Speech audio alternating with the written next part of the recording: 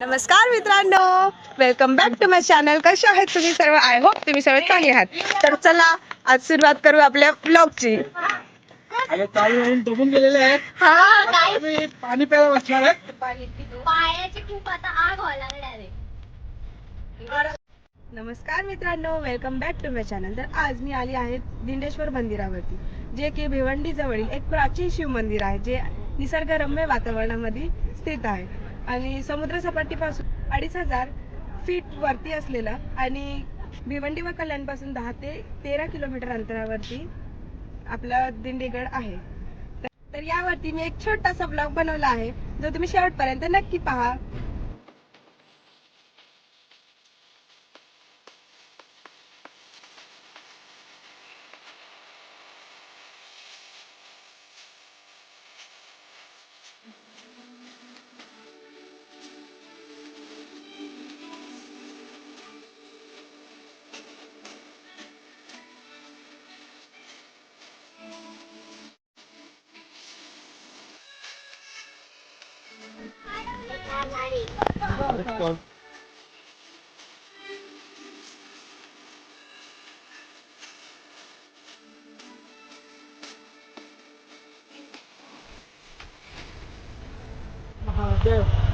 नमस्कार मित्रांनो, welcome back to my channel. कसे आहेत तुम्ही सर्व? आय होप तुम्ही सर्व चांगले आहात.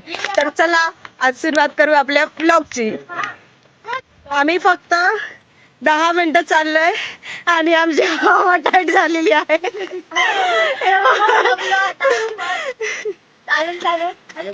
डबून गेलेले आहेत. आम्ही पाणी प्यायला बसणार आहेत. आता 10 मिनिटं चाललो, 20 मिनिटं ब्रेक घेऊ. 1 तासाचं ट्रेकिंग आम्ही काय माहिती किती वेळात करणार आहोत. खूप आता आमची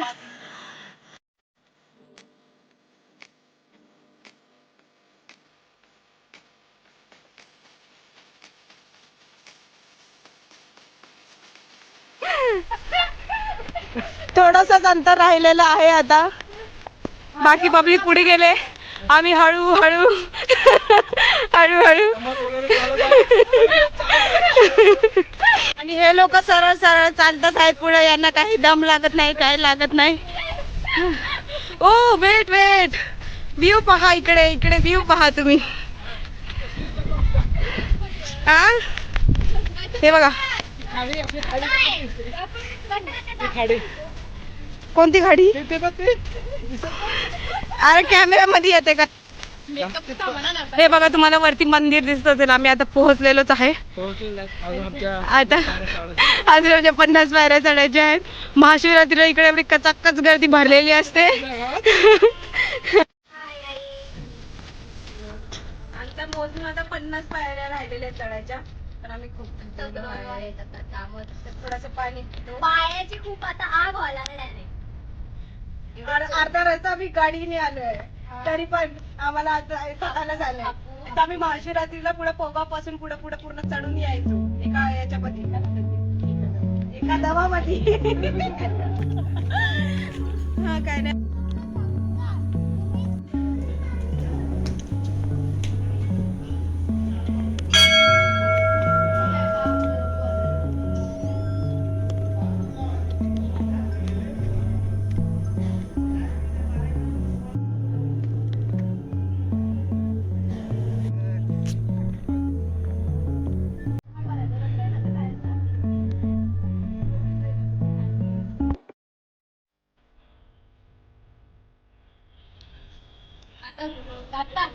इकडे फोटोशूट चालू आहे.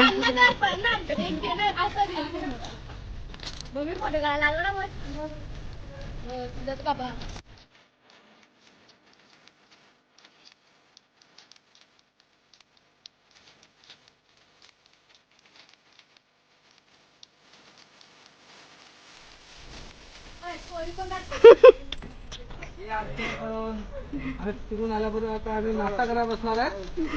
बिस्लरी कुठे आहे? बिस्लरी आणि तर आता आम्ही खाली आलेलो आहोत. तर तुम्हाला माझा ब्लॉग आवडला असेल तर लाईक, शेअर आणि सबस्क्राईब करा.